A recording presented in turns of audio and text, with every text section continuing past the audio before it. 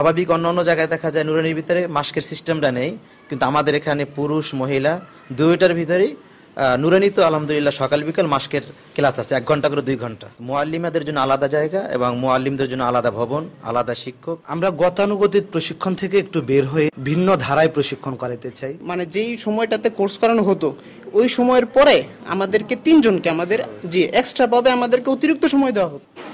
এখান থেকে ট্রেনিং নেওয়ার পরে আল্লাহ পাক রব্বুল আলামিন ওস্তাদদের সকল প্রকারের প্রচেষ্টায় আল্লাহ আমাকে এত যোগ্যতা দিয়েছেন, আলহামদুলিল্লাহ আমি একটা মাদ্রাসার প্রধান শিক্ষক হিসেবে আছি।